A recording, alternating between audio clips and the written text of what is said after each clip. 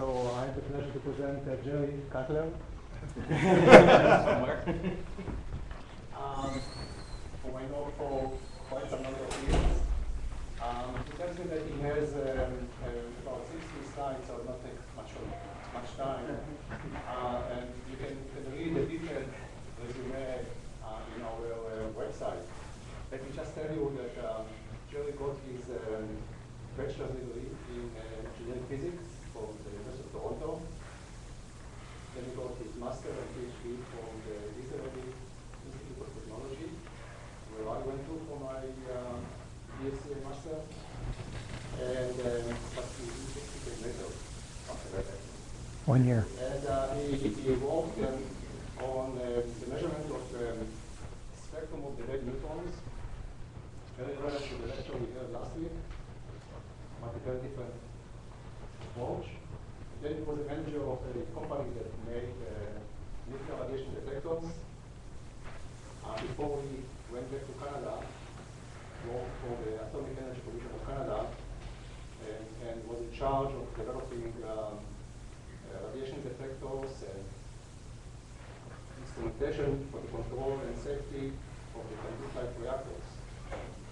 And then he became a manager of a number of projects, construction of new Gangrene-type reactors, and manager of life extension of the old Gangrene reactors, and he was the manager of residence in the Romanian Gangrene reactor. And even though he's retired now, he's still being called for consulting services to the utilities who run those Gangrene reactors. He's very, very busy. And that's what he's doing for his living.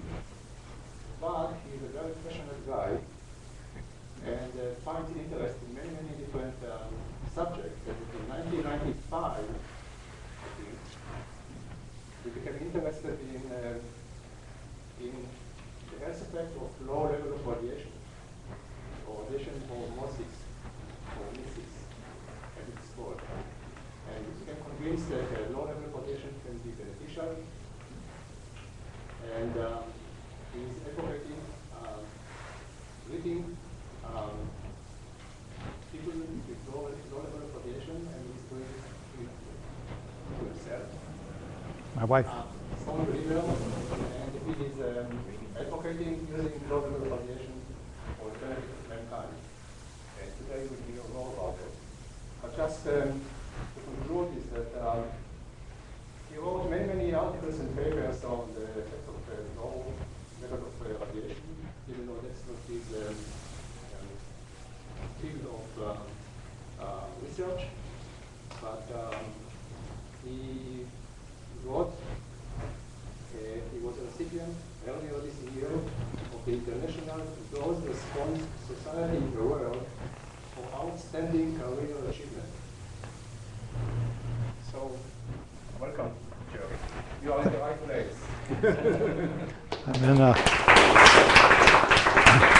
I'm in a friendly place.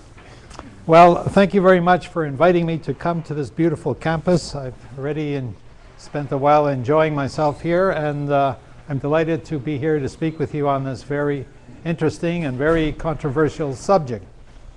The talk is based on a paper that I wrote with my colleague here, Myron Polycomb, who's here with us. He's a medical doctor from San Francisco General Hospital. I think he was head of nuclear medicine for many years, and he spent 10 years with the US NRC as a medical fellow.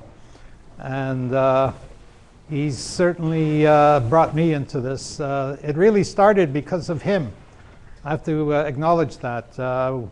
We were celebrating the centennial of the discovery of X-rays in November 1995 by Röntgen, centennial, 100 years later.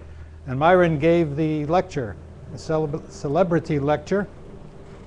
And after I heard his talk, which included beneficial health effects of ionizing radiation, I came to him and I began to ask him many questions because it was an eye-opener for me and I wanted to understand this more. because in nuclear engineering we were continually calculating man-rem costs. And when you start talking about beneficial effects of these kinds of doses, the whole idea is ridiculous. So I started to follow up on this, and I didn't accept his lecture straight away. I kept asking him for evidence. That's what we use in nuclear power. Everybody hand waves to you, and you come around and you say, well, yes, but show me. I want to see the evidence. Show me, show me, show me. So I did that with Myron for 10, 15 years, and he kept showing me evidence, good science.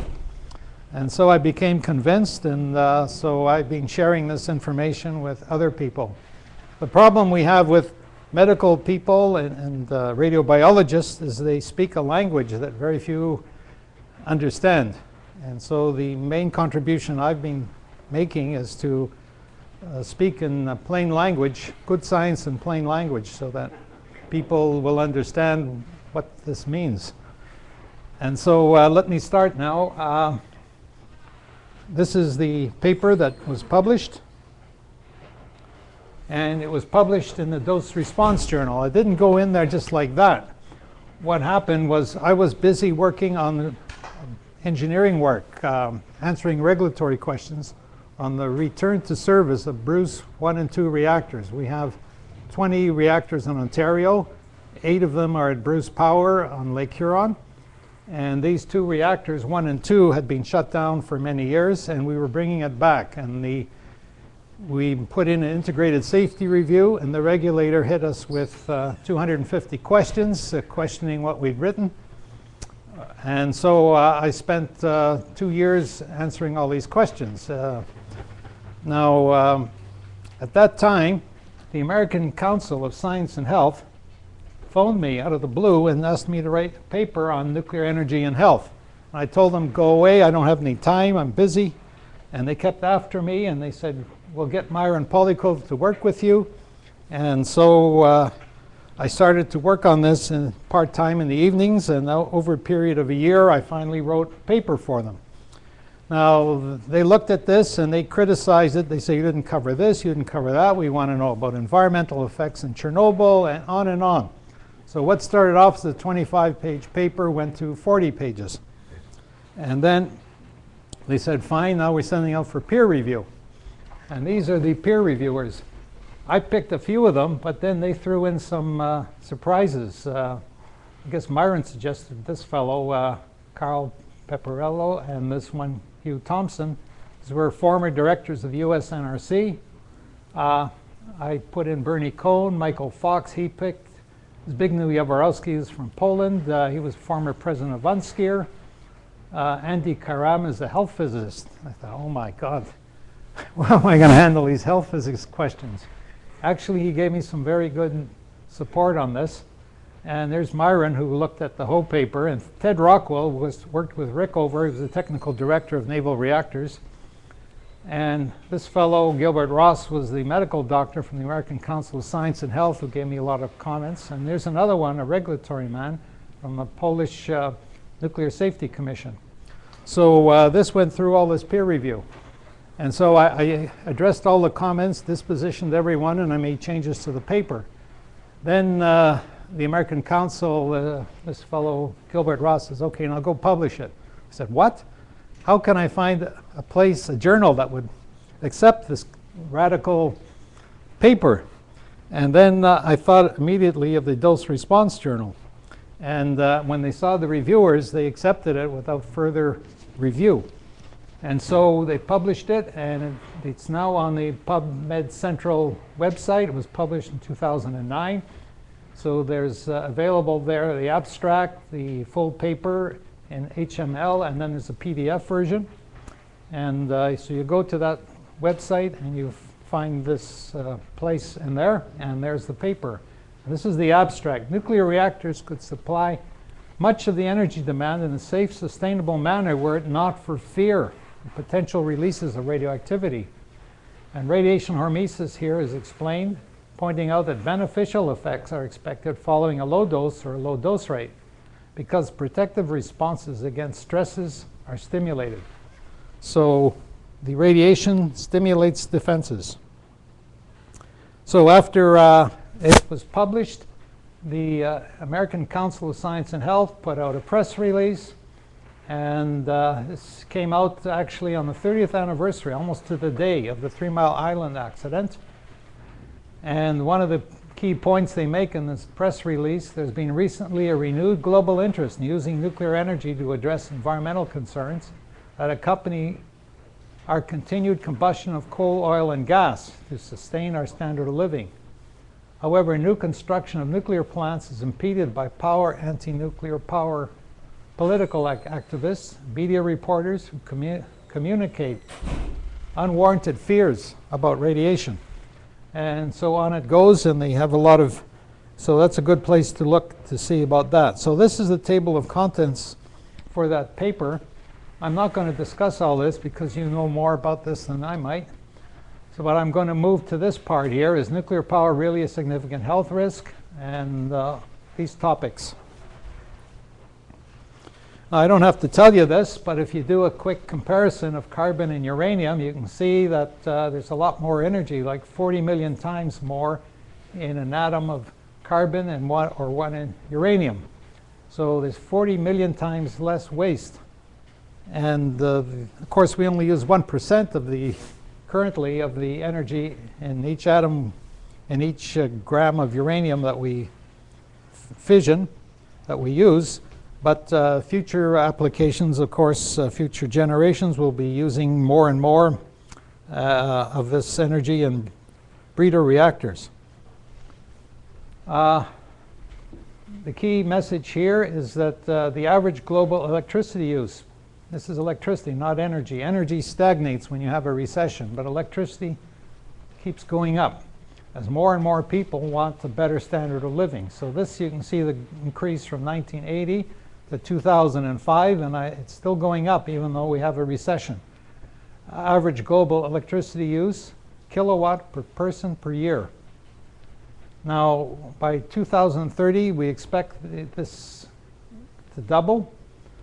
Now, we burn coal and hydrocarbons for more than 85% of our primary energy. Now, nuclear could be used, except environmentalists reject it. They raise scares of radiation and weapons. So this paper debunks the idea that cancer is proportional to radiation. Now, it's interesting, everyone's concerned about the human-made radiation and not about the natural radiation. You look at the regulatory laws that we have in Canada, and they mention that they have no interest or controls about natural radiation. But here's what they control: diagnostics, nuclear testing.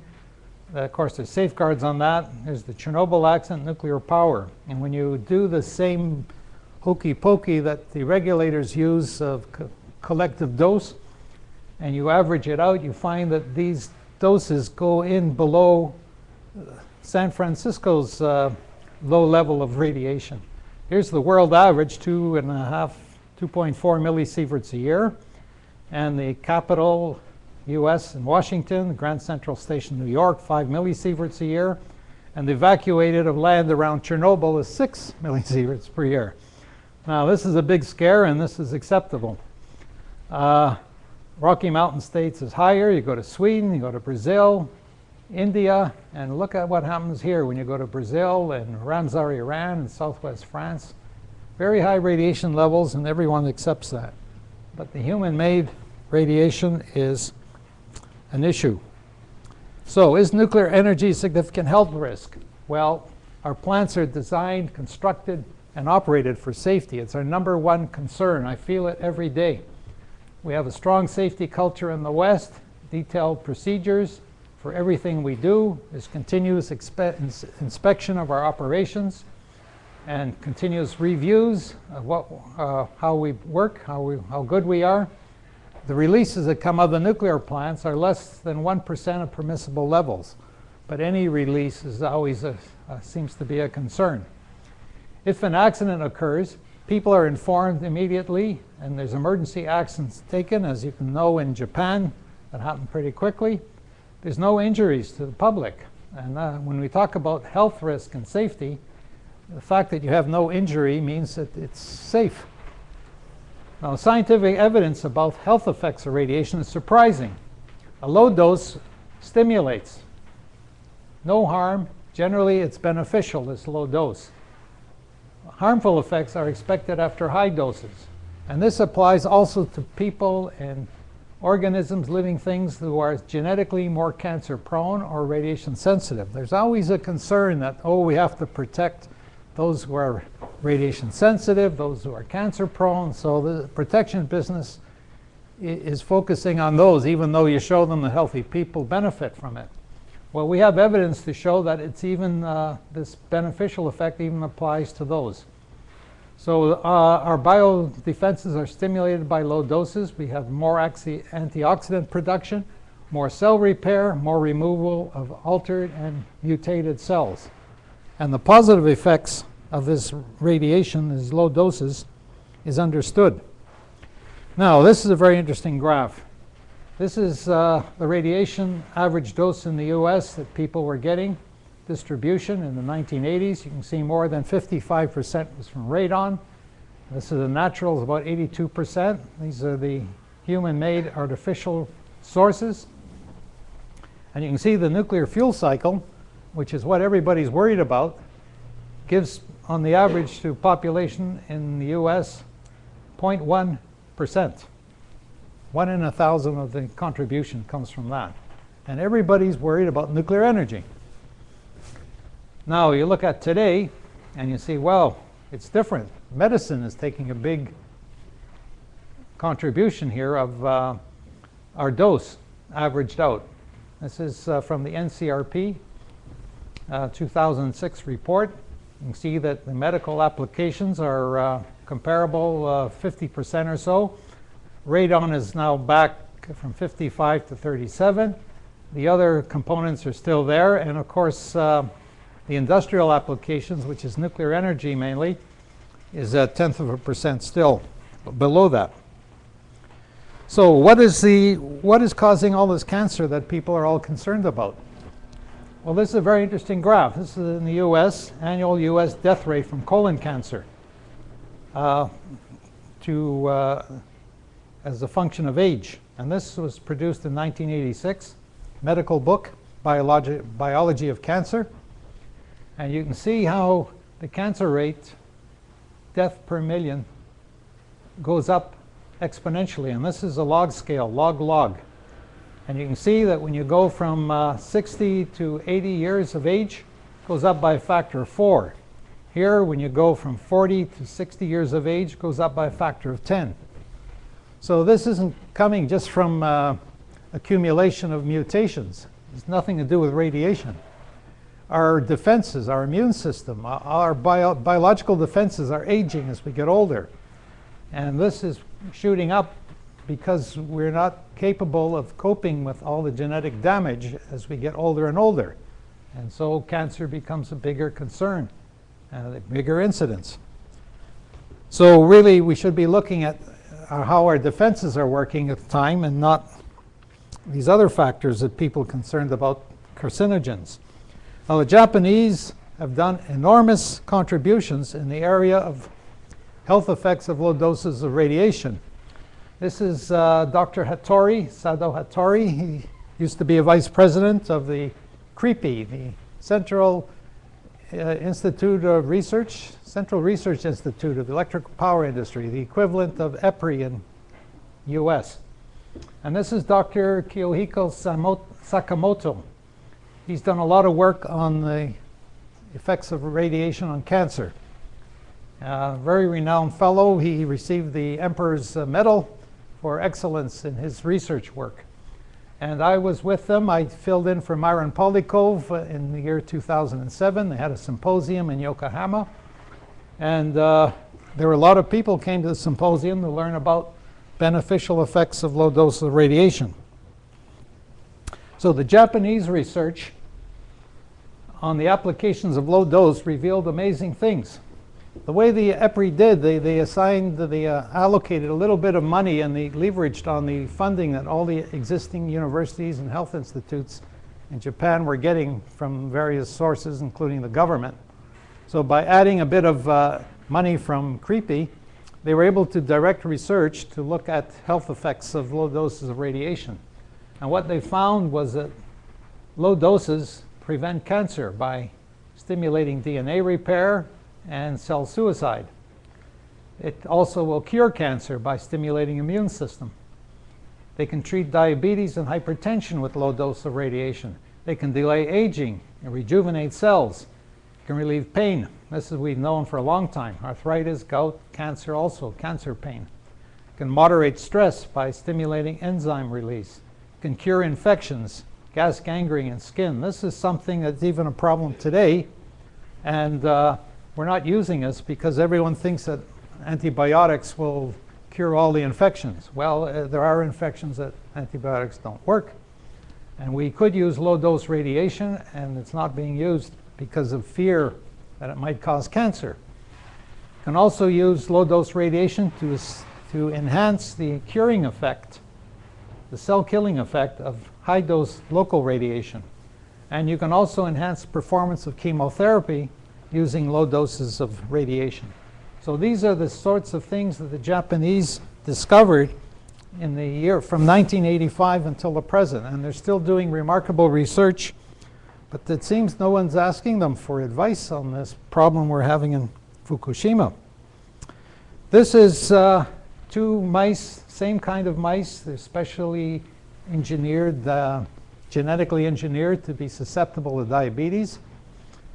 And this mouse is raised in a background radiation of cesium-137, low dose. And this mouse, the same age, the control, didn't get any radiation. And well, which one would you like to be? This one is doing very well physically, and he also lives longer. So they've done this research. Kazu has told me about this. He gave me the slides. This is from Japan. Well, I'll get to that. This is done by a Canadian scientist. Radiobiologist in Chalk River, Atomic Energy of Canada. He looked at whether genetically deformed or challenged animals are susceptible more to low-dose radiation. I mean, that's the story we get. That what about organisms that are cancer-prone or radiation sensitive? So we created genetically modified mice.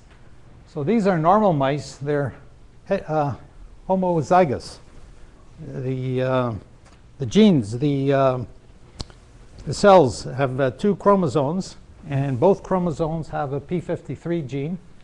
And this is what they look like, accumulation of tumors over their lifespan. The ideal reason, the reason people use mice is you get results in a couple of years. You do the research on humans, you have to wait 50 years. You do it on dogs, you have to wait 15 years. So mice are a good model for human behavior when it comes to radiation effects. So these are the mice, their lifespan looking for tumors for lymphoma latency. And these mice, one p53 gene is missing from the one of the chromosomes. And so these are both radiation sensitive. They've known that, they've seen it, they've measured it, and it's also cancer prone. And you can see they have a shorter lifespan. Now, if you give them a low dose of radiation, this is 1 rad, 10 milligray, and this is 10 rad, 100 milligray.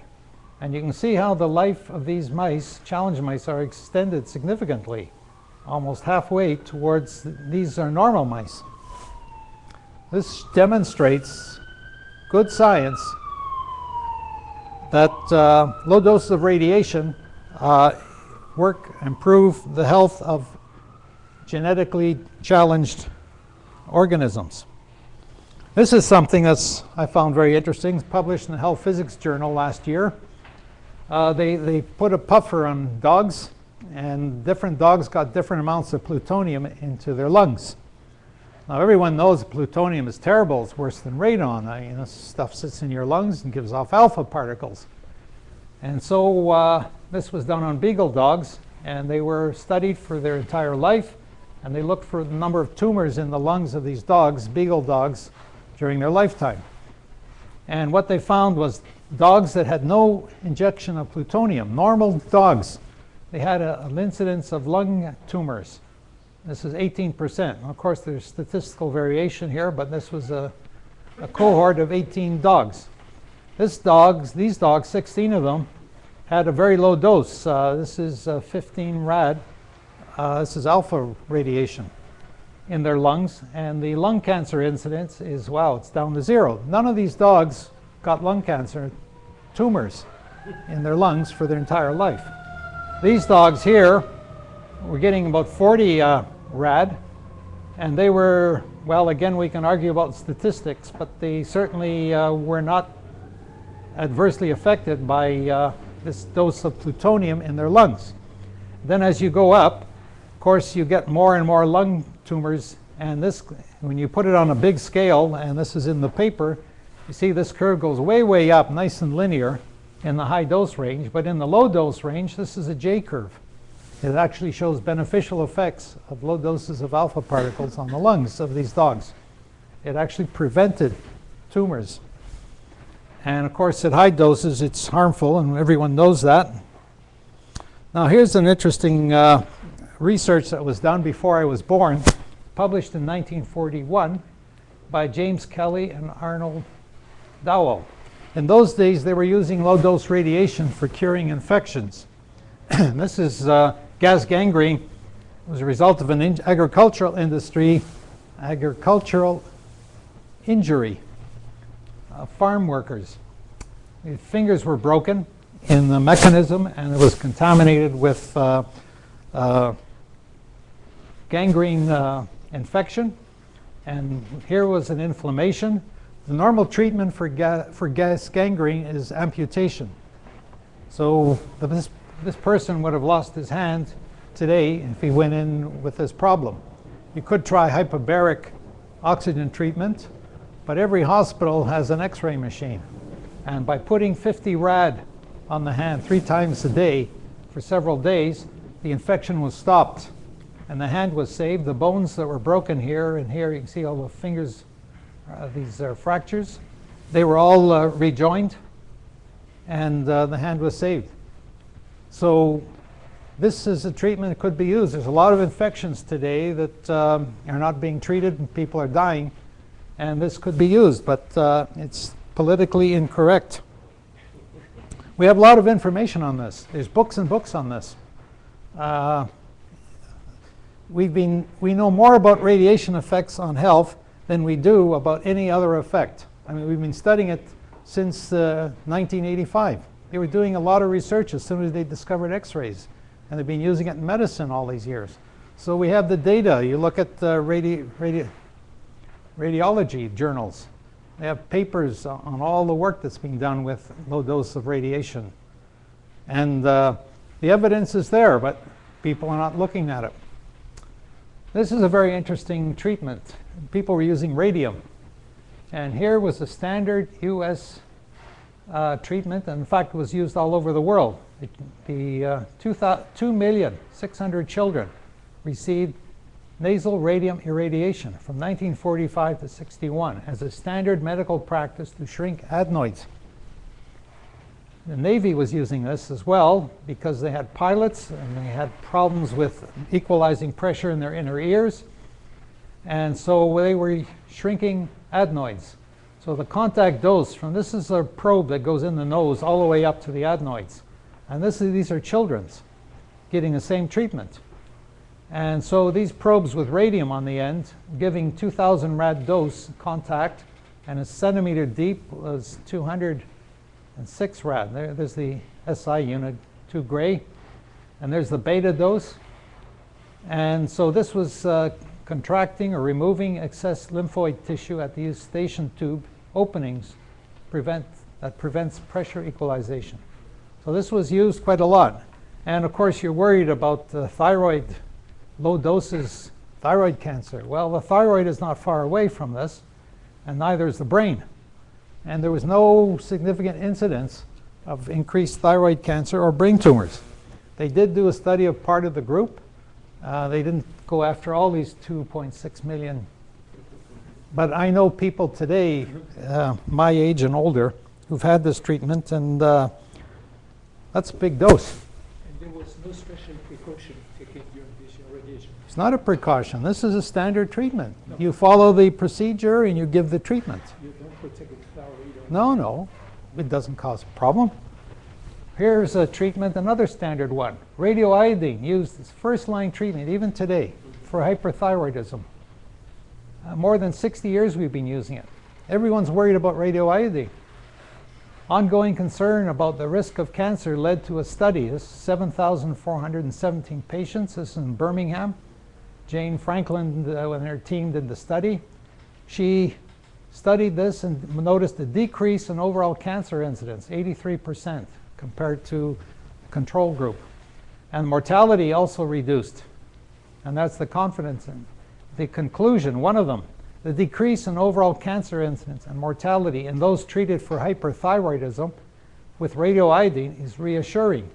So this study demonstrated that this treatment for hyperthyroidism is a good treatment and it doesn't cause increased cancer. What's so remarkable is the doses from this radioiodine treatment for hyperthyroidism. The mean dose is 300 megabecquerels, and that's the conversion rate from megabecquerels to gray, and for total body and for thyroid. And so what it works out to is a dose for the whole body of 5.4 rad, and the thyroid dose is, wow, 300 gray. And there were 2 other studies done, one in Massachusetts, another one in Sweden. Similar results, no increase in cancer. So apparently it's fine to give patients treatment of this, but if any gets released from a nuclear power plant, they evacuate. Now, here's an interesting book. Eric Hall and a co-author. Everyone, all the radiobiology students are taught with this book, and a lot of medical doctors. And they're taught that any amount of ionizing radiation down to 0 dose brings a risk of fatal cancer. They're taught the LNT assumption here. Now, what's the problem is there's an error of omission. The book does not mention the huge amount of data on radiation hormesis. It totally ignores the enormous amount of significant scientific data. Now, Myron Polycomb over here worked with the group in Unskier and collected 192 papers just in Addendum B for that year showing hormesis. And there's thousands of other papers, both before then and even today, showing beneficial effects of low dose of radiation. You had an important question? Yeah. Are there any papers showing the opposite, though? Of a high dose, yes. There's no information in the low dose range that shows an increase in cancer. And Health Physics Society, the American Nuclear Society, and other people acknowledge they have no evidence of any radiation dose below 10 rad, 100 milligray, that causes an increase in cancer. So there's no evidence of adverse effect in low dose range. Now, I want to show you something about the British Journal of Radiology. These are radiologists. This is a paper published in 1981, Smith and Dole. Now, before 1920, there were no radiation protection standards in Britain for the radiobiologists. And they were using it on patients, both for all different kinds of scans. What do you call those scans? The fluoroscopy scopes. The patient gets one exposure. The physician gets one patient after another after another. The physicians were getting a dose. So prior to that, they were seeing, they didn't measure the doses, but just the entry of people went into profession before 1921. They were showing a higher increase of cancer, neoplasms. This is all cases, it's interesting. They had roughly the same mortality as the control groups, but cancer was stronger, and all causes, this is roughly the same observed compared to expected. Now, the physicians after 1920 noticed that there's a decrease when they were getting low doses of radiation below the threshold limit that they were allowed, they were getting beneficial effect from all causes, beneficial effect in cancer, and this is causes other than cancer. They're also a beneficial effect. So even without measuring the doses, the physicians, the radiologists, were getting a beneficial effect in their profession. Here is someone doing a fluoroscopy examination on a patient. This is how they did it in the early days. There's an X-ray tube here. Patient's getting 80 rad per minute over here. And there's the physician getting a half of rad per hour in his head and in his body as he's looking at the fluoroscope. Now, they did a study. We had the problem with tuberculosis everywhere in the world, but in Canada we had a big problem in the 1920s. And so the scientists in Toronto, a group of them got together and they looked at the incidence of death from breast cancer, and they tried to correlate it with the exposure of the TB patients. So they looked at breast cancer incidence in TB patients later, 50 years later. And this is the data. There was two groups. When Nova Scotia people were facing the X-ray tube, these two patients they're back to the X-ray tube. They got much lower doses on the breast area. So the data is given here. Now, they published this paper and they didn't plot a graph of this. But an American physician, Ed Webster, in Massachusetts, wasn't it? He, Boston, I think, General Hospital there, published the graph. He gave this in an NCRP lecture, National Commission on Radiological Protection. And this is the graph he presented. And this is interesting. In the low dose range, these women had a reduced incidence of breast cancer mortality, like 2/3, 1/3 less. Then you could call these the controls. These were the women who only had one exposure, so they used them as a control. These had multiple exposures, and look how the good statistics, especially in the low dose range, a lot of patients there. Here's a reduction. These are the ones in Nova Scotia. They had high doses. There wasn't good data, so there's a graph here, but not many points on it. So what this is showing is that low doses of radiation in the breast area cause the reduction in breast cancer. So they're telling women avoid these scans, mammography, for diagnostics, because it's going to cause you more breast cancer. And here you have evidence, good statistical evidence that there's a reduction. And this is 15 rad, 150 milligray. Chernobyl. Everyone's worried about the survivors of Chernobyl. This is a fellow who was cooked. He was one of the firefighters. He was trying to extinguish the reactor fire after the explosion with water, standing up on a higher level, and he got a big exposure. And this is him a year later. There were 130 acute radiation syndrome patients. 134 were treated in the hospital. They were taken away. There were other patients that got a lot of exposure, a lot of exposures, but 134 were treated for ARS. 28 of them died within several weeks, months. 106 recovered. That's what they looked like when they recovered. This is Gale, Robert Gale, renowned fellow for bone marrow transplant. He was over there. This article, by the way, is in National Geographic a long time ago. I can give you the date. So the interesting thing is, well, what about these? Well, they tracked these for 19 years. Another 22 died. So they thought, well, okay, this is obviously caused by the Chernobyl accident. But when you do the pathology and look at the people who died, you found out they died from liver cirrhosis, from emphysema, from lifestyle diseases. They couldn't correlate many of these deaths with the huge radiation dose that these firefighters received in the accident. But the international agencies went and took the 22 deaths and added it to the 31 that died in the accident to give you the 50 number that's published in IEA and World Health Organization publications. This is a very interesting story I have to tell you. This is Dr. Su-Shen Lu. He's a specialist from China. He's an expert on the immune system and health effects of radiation, radiation effects on the immune system. Published a lot of papers. He's written big books in China. He's a very renowned scientist. He's in the northern province, Jilin. He lives in Changchun. So his son lives in Mississauga, where I live. He asked me to invite him to give lectures so he could visit his son. The Chinese government were delighted to pay for his trip because he was going to give lectures in Canada. He was delighted to be with his son for 4 or 5 months. And I brought him around to various places, Atomic Energy of Canada, Hamilton University, the medical center there. And I brought him to University of Oshawa, Nuclear Engineering Department.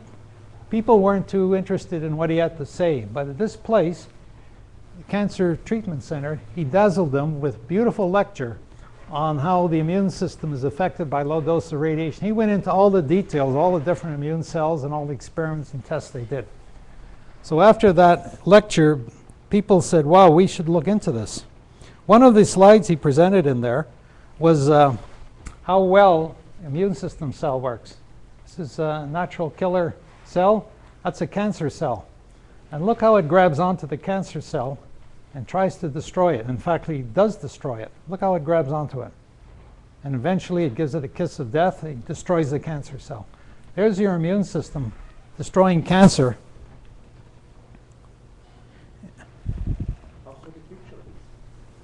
I don't know, they use microscope. I don't know. The Chinese people are making computers, they're making cameras, they can do it. I got the slides from him. He gave me all the slides. But it wasn't just that slide. He had 50 slides, almost as much as I had. And this is the linear no threshold assumption. So we have data here. We draw a line through it. And in the low dose range, we don't have any data. So we will go and we extrapolate to 0. And then we use this line to predict cancer mortality in the low dose range. And we scare the living daylights out of people. There's no data there, but we tell them there's a risk. Now, the great tragedy of science, you probably heard this quotation before, is the slaying of a beautiful hypothesis by an ugly fact. Well, there is an exception to this, and that's the linear no threshold hypothesis, because it's politicized science with willful blindness. So even though you show them all this evidence, they will not slay their assumption, their hypothesis. They keep using it. It's willful blindness. It's actually a legal term.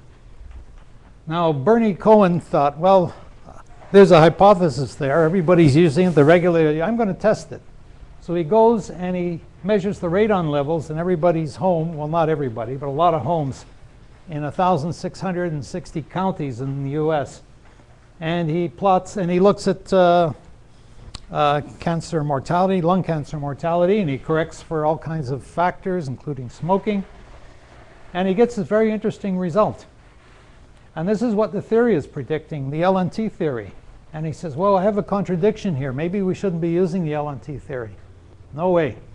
They started arguing with him that what he did was an ecological study, and it wasn't valid, and he didn't correct. Bernie said, look, I'm not doing any studies. All I just want to do is test the hypothesis. And the way you test the hypothesis, you find out how the hypothesis is used. You do it, and you see what the result is. So he did it. This is how it's used. And that's the result he got. Totally opposite to what the theory was predicting, what the regulators are using. Now, everyone's telling us to do radon measurements in our home, put in ventilation, clean our basements. Now, you go do that. You spend money on the ventilation system. The minute you do that and you want to sell your house, you'll never sell it. The price will go right down because you've got radon in your house. Even though you put in a pump and a ventilation, the house is stigmatized. And then after you go through the expense and the stigmatization to improve your house, you end up reducing radon and getting an increased incidence of lung cancer. So why we're doing this Now here's a very interesting news item. This came out just a few days ago, in September the 20th. Ed Calabrese, who is the head of the International Dose Response Society, a renowned toxicologist professor in the University of Massachusetts, Amherst, he tried to understand where this LNT hypothesis came from. He saw that there was this fellow Hermann Muller who did this research on fruit flies. So he went in to look at what the research is. He pulled out his papers, he pulled out the evidence, he pulled out the correspondence. All of this was buried in files that were formally classified and archives. He went He went through and looked at all the letters and reference materials and results that he could find on this research that was done. And what he concluded was Muller knowingly lied when he claimed that in 1986, when he got his Nobel Prize for discovering that ionizing radiation causes mutations, that when he claimed that there's no safe level of radiation exposure, it's carcinogen all the way down to 0, all the way. So he published 2 papers, one in Archives of Toxicology and the other one in Environmental Molecular Mutagenesis. These are peer-reviewed papers in which he discusses the work that was done back then and shows that it was not done properly. Now, our friends, the Japanese, who are listening to our lecture, they did similar experiment recently, a few years ago. Creepy.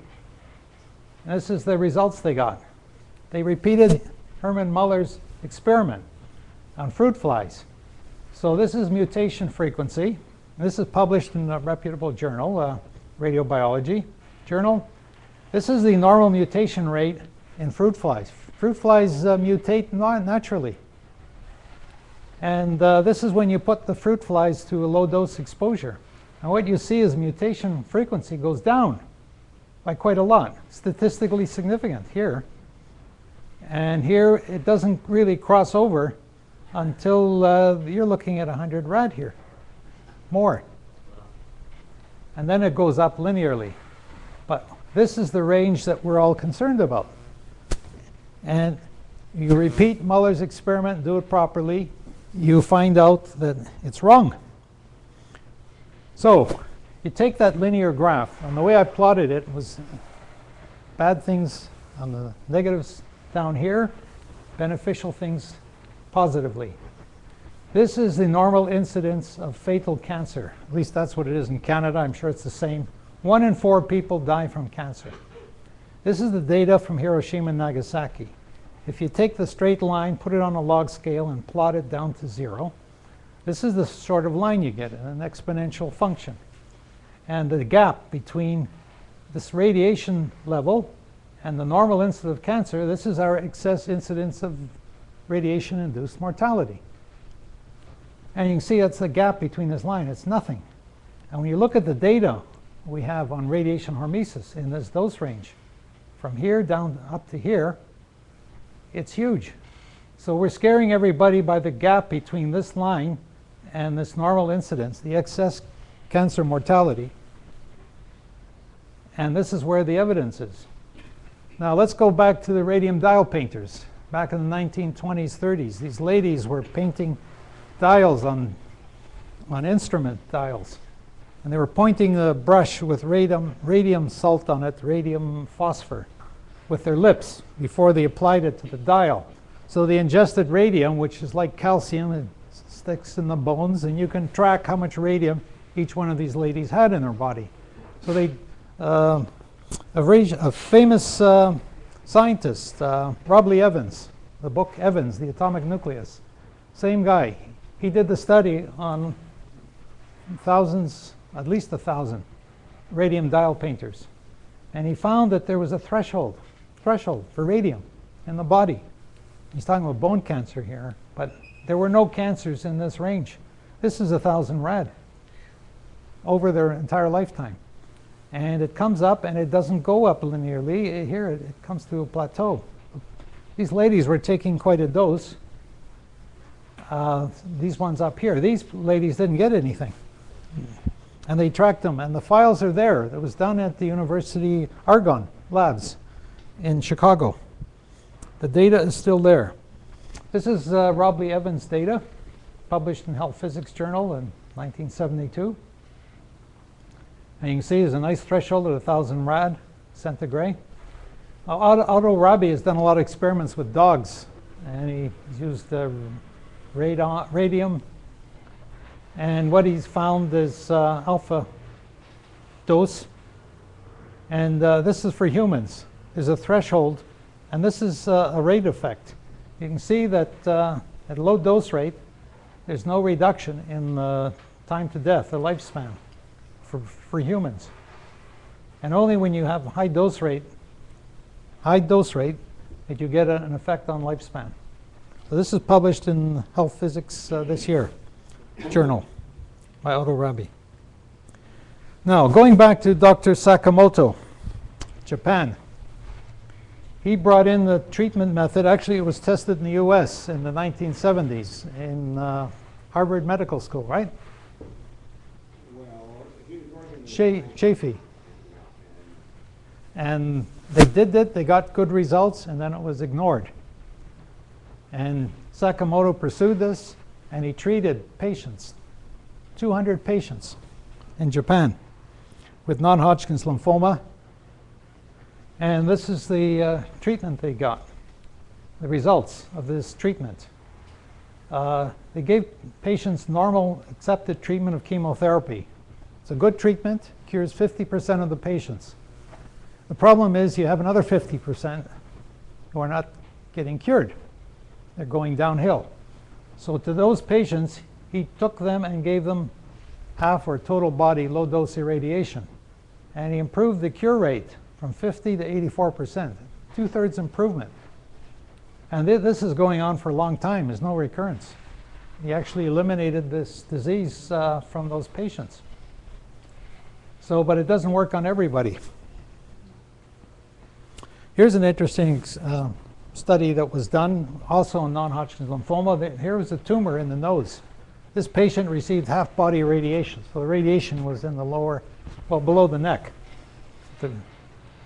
And this is a nose tumor. And this is the image they took in August 1st, 1991. And this is several weeks later, 6 weeks. Half-body radiation, fractionated. And that's the tumor's gone. Outside the beam. Yes? So the tumor was not actually in the beam? No. Tumor was over here, and the beam was over here. Now, this isn't a small beam. This is 10 rad 3 times a week, 5 times a week, 150 rad. Or the alternate is 15 rad twice a week, times 5 weeks, 150 rad. So I have a friend. His name is Greg Hayter, worked with me in nuclear energy, and he has Hürthle cell cancer. And the tumors were growing. They had the surgery, removed it from his thyroid, but the metastases developed later in his lungs, and he has tumors in his lungs. And he was tracking them on a graph as the tumor grew in size, and also the serum in his blood, thyroglobulin. And he walks into that hospital, the same hospital that Sushan Liu gave his lecture, and he didn't even tell me about it. He walked in and says, I want this treatment, low dose total body or half body irradiation. And they gave it to him. They wouldn't have given it to him otherwise if they hadn't heard the lecture from Sushan Liu. But you're looking at it from the hospital's point of view, they really wanted to try this treatment, but they couldn't really advertise it because it's not an accepted treatment. So in walks a fellow who's willing to sign the full responsibility to have this treatment. So they give it to him. And they then did a booster. But after 6 months of the first treatment, the tumors in his lungs decreased from 19 millimeter to 13 millimeter. And the serum in the blood went down also by order of magnitude. So this fellow is a pretty happy camper. So it's growing back again now. This was done in 2009, this treatment. And he wants to get another dose to control it. He knows he's not going to cure it, but as far as he's concerned, if he can control it, he'll die from something else. Nobody wants to die from cancer, it seems. Now, this is my spouse. She had a very interesting problem. Very interesting. It was shocking. She had her annual medical. They did a pap test. They used a special brush this time, and the bleeding didn't stop. Kept bleeding. She said, there's something wrong. This is not the way it is every year. So we went back to the doctor. They diagnosed a tumor in her uterine cancer, tumor in her uterus. So we rushed to get surgery. They removed the tumor. It was 2.5 centimeters, 1 inch diameter, and it was grade 3. Fortunately, it was totally inside the uterus. There's a 1 centimeter wall of tissue around it. And they looked at adjacent lymph nodes. There was nothing there, no metastases. So as far as the gynecologist was concerned, this was a cure. But then he says, you should come back and get more tests, more imaging, and maybe some radiation just to be safe. So I said, okay, since we're talking radiation, I want half-body, low-dose irradiation treatment, Sakamoto's treatment, Japan's treatment. And so I got email message from Kiyohiko Sakamoto from Japan with the prescription of the treatment, 15 rad twice a week for 5 weeks. The hospital took that to the ethics committee, got it approved. So she got almost her last dose. Thursday is going to be her last treatment. But basically, she is getting a prophylactics against cancer because according to the book, she doesn't have any. So I want to get this treatment, and they won't give it to me because I don't have cancer. She doesn't have cancer, for sure. Well, that's what the hospital says. They've done all the CT scans. Anyhow, this shows experiments on mice.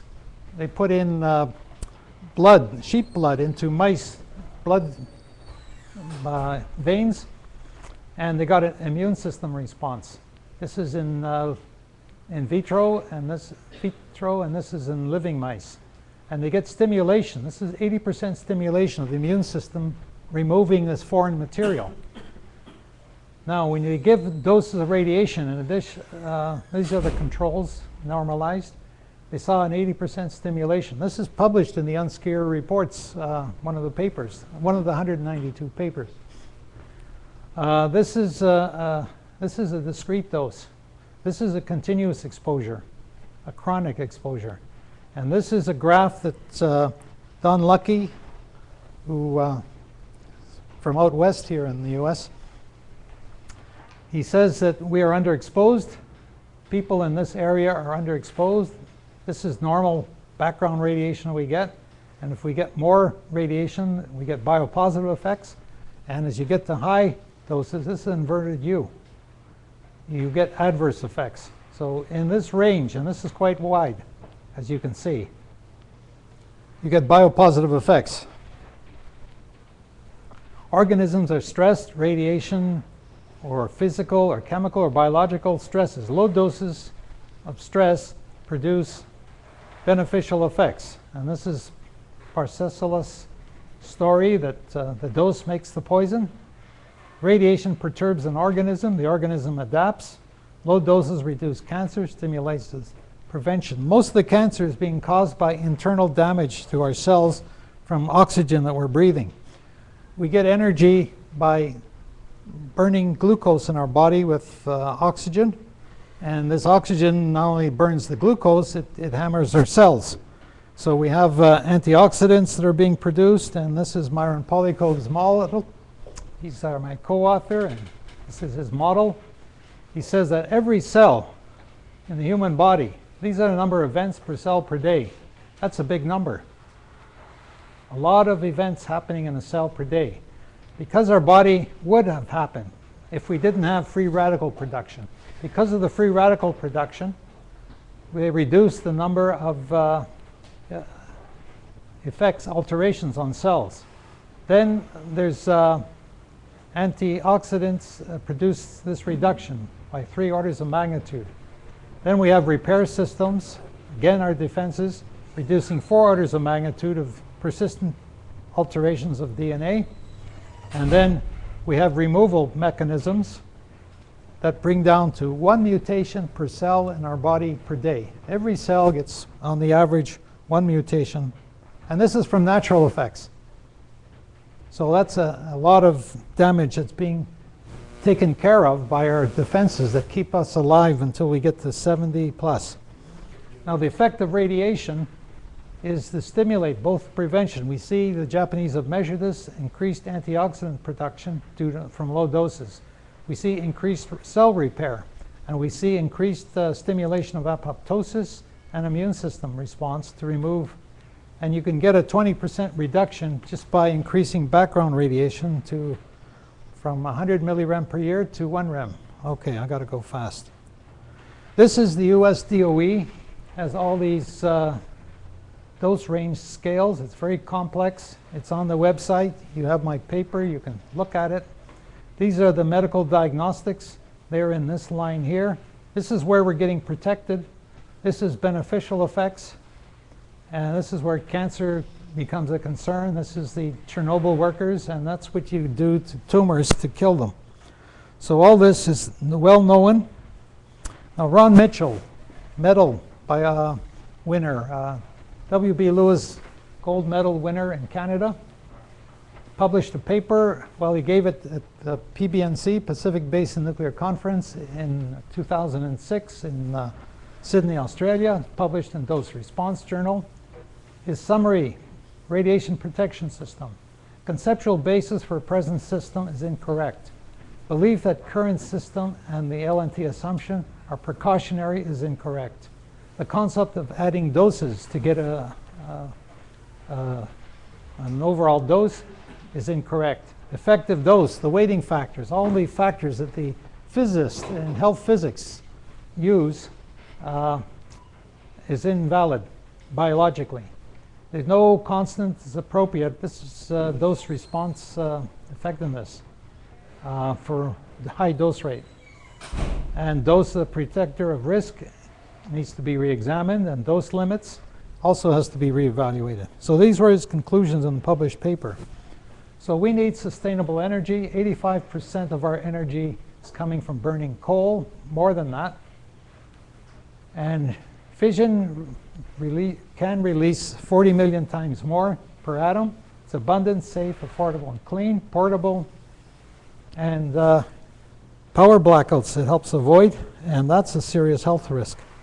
Nuclear energy is blocked by activists who communicate myths on health, economics, while advocating alternative green solutions. Well, it's not just the anti-nuclear people, it's our own people. We are not debunking the scare. We are quiet. We think these people know all the technology. Our regulations are overprotective. They're very expensive, as you know. Chernobyl victims did not suffer from cancer, but from vegetative dystonia. Based on human data, this is Myron's summation. A single whole body dose of 100 millisieverts, 150 millisieverts is safe. Continuous exposure, the same you get in Ramsar, is also safe. Both doses are also beneficial. Radioiodine is not a significant cause of cancer. Total body radiation therapy can prevent cancer and eliminate metastases. That's what my wife is getting. Willful blindness to radiobiological facts, causing enormous suffering, been impairing patients' access to getting CT scans, and created barriers, enormous costs for nuclear energy projects. Recommendations. Our scientific societies, ANS, Health Physics Society, of course they're compromised because they're in the business of protecting us. The Canadian Nuclear Society, World Nuclear Association, they should be having scientific events to discuss this information. Regulatory bodies and health organizations should be examining the data. Stop regulating harmless radiation sources. Develop public communication program. People aren't afraid. And we could look at recycling fuel instead of disposing it, trying to find a place like Yucca Mountain.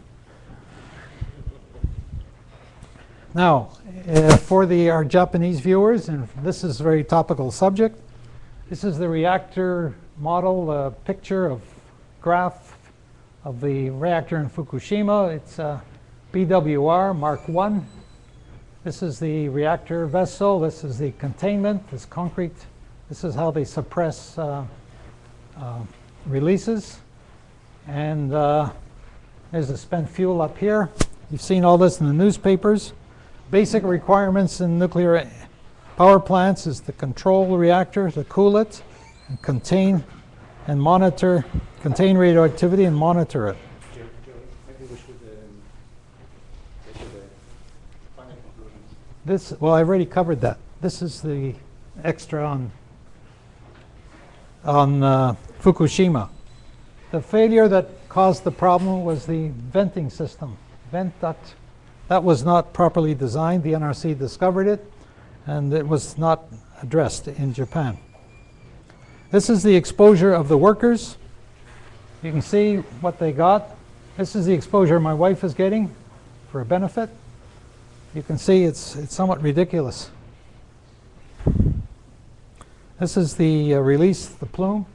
People are evacuated here, and they're terrified. And now they want to do a study on 360,000 children to find out whether the thyroid is affected by the radioiodine. And here is Myron Polycomb, looking a bit younger. This is Dr. Sakamoto, Professor Tubiana, President of the French Academy of Sciences and the French Academy of Medicine. That's me. That's a long time ago. And this is a symposium in Ottawa. So I'm finished. I'm sorry I ran over time. I hope you found it interesting and useful.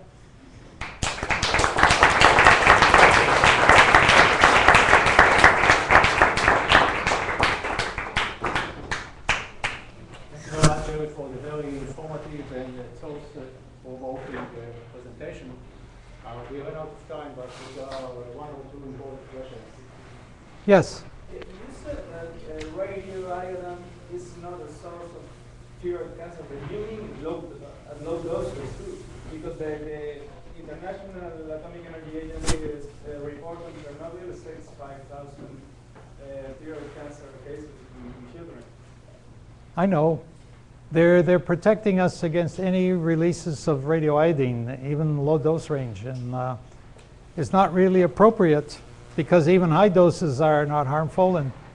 But you know, if you take epidemiologists and you give them data, they will squeeze out conclusions that will be enough uncertainty to form a basis for regulations.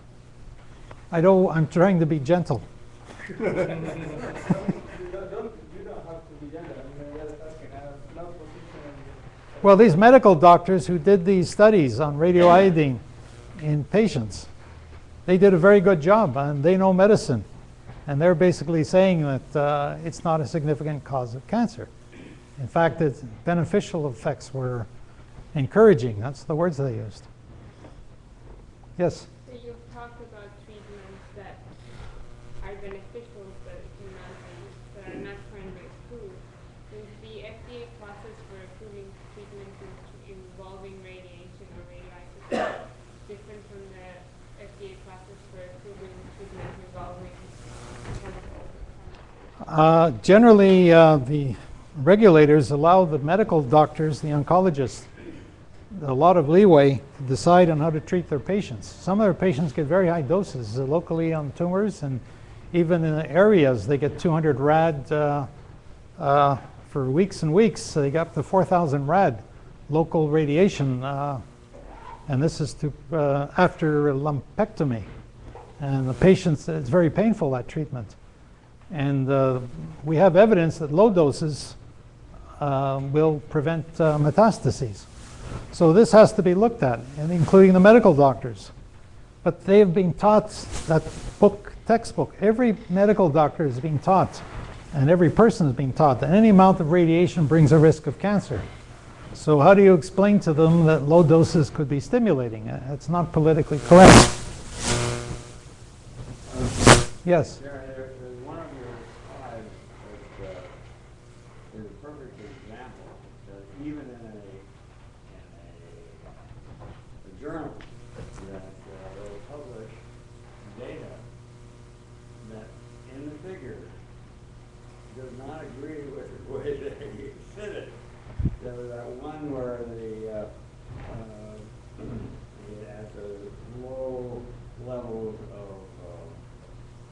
TB patients who didn't receive high levels of radiation, but started out and had relatively small amounts of radiation. The breast cancer study, And yeah, we published, New England Journal of Medicine. yeah, in the New England Journal.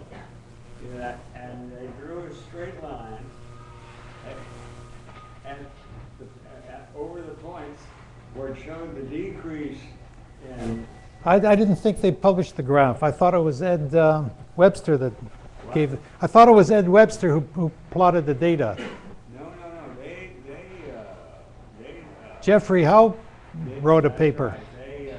What Jeffrey Howe did was he integrated the 4 points in the low dose range into an average, That's right. and he obscured Suddenly they the ignored beneficial effects, and the rest of this were exactly linear.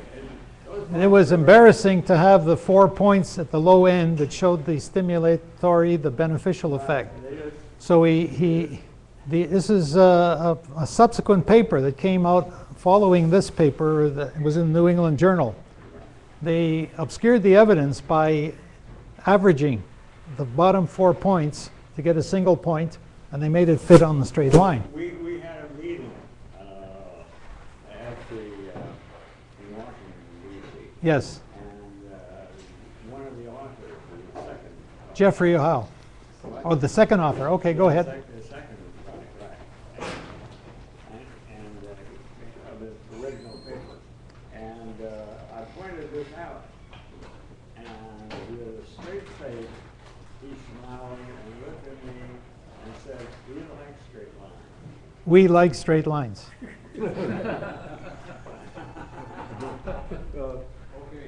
Yeah, Michael? Jerry, my understanding, maybe this is out of date, is that the authority on this and the people that you need to convince are the International Commission on Radiation Protection. Yeah, ICRP. That's still true? Well, we'd have to set up a different organization, write a new standard. The engineering people have standards, ANSI standards.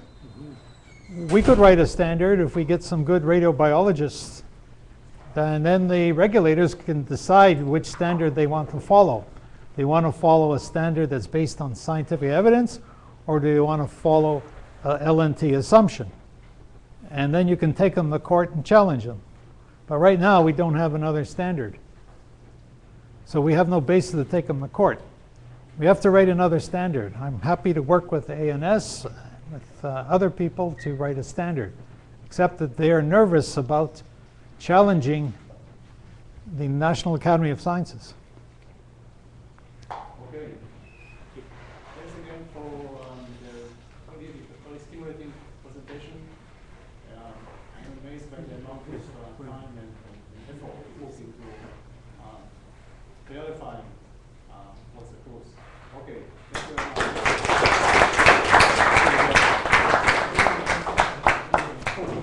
I'm sorry I went over